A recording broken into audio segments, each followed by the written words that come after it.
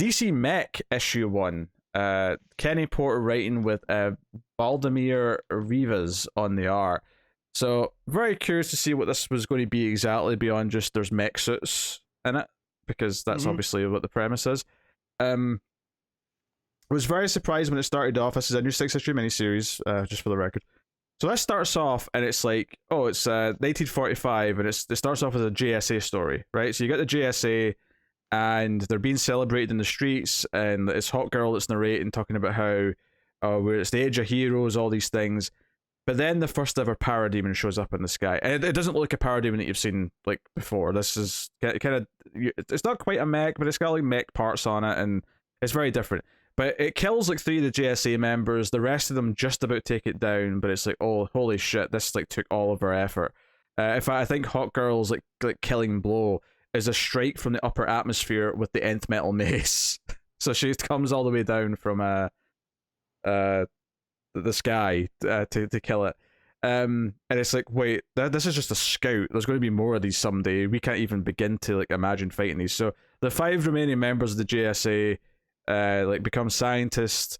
Heroes are kind of gone for that, you know. Then decades later, we get the new version of Superman's origin in this universe, which is not that Krypton's going to explode. It's that Darkseid's there with a big apocalypse machine thing, and it's going to consume the planet. So they launch, Kal-El off, just like normal, but instead of the planet exploding, it's during this. And it's like, no, we have to send him to Earth because it will be in a few decades' time. Darkseid's going to get to Earth, wanting to kill people to do his anti-life equation bullshit. So we have to send them off. But the one thing that is different, other than that, though, is that as they're flying, as the ship's flying off, to give it cover, both of Superman's parents get into their own mech suits and go and take on like some of Darkseid's ships and drones and shit. But yeah, there you go. Although the hologram that starts talking to Kal-El, baby Kal-El, starts happening on the trip. Like it's talking to him when he's in the spaceship.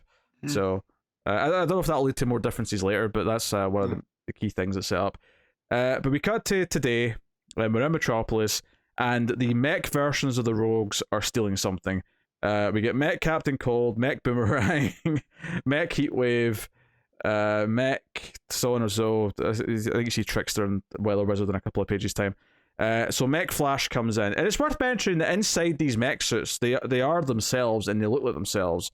Although they might not have, if they have superpowers typically, I don't know if Flash has actual speed powers or if it's just that the mech that he's built, his mech suit's got like this speed ability. So I'm unclear exactly as to that. But it's Wally, we find out. This is Wally who's taken over from Barry. And then Batman comes down in his mech suit to help fight the Rogues.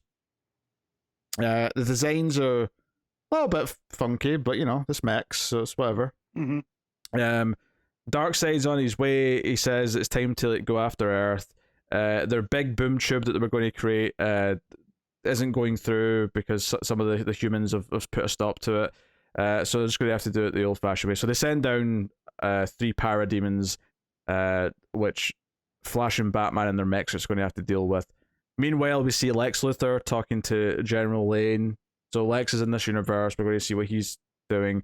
He claims that they've been ready for this attack for 20 years, so I'm sure Lex has got his own mech suits and whatnot. In fact, if anything, he's the one character who kind of already has a mech suit in the DC universe, so I guess that would make some sense. I like the idea that it's a Lex Max. So the big thing, though, that happens is that while Batman and Flash are fighting the parademons, the big saving grace is that seemingly for the first time, they've not met Superman before. Superman and his mech suit come down, and it crushes one of the parademons, and immediately Flash is like, who the hell's that guy? So they're very confused. But of course, the end of this first issue is that Batman jumps out of his mech suit and holds a batarang to Superman's throat because he doesn't trust him. Because naturally, Also, Batman keeps referring to Alfred and his godmother. Now, I don't know if he's just talking about Leslie Tompkins or if this is something that the book's going to do specifically that's different. Yeah. Because he says that like it keeps referring to Godmother, and I'm like, okay, this feels like a big thing that it's building up to. So I don't know.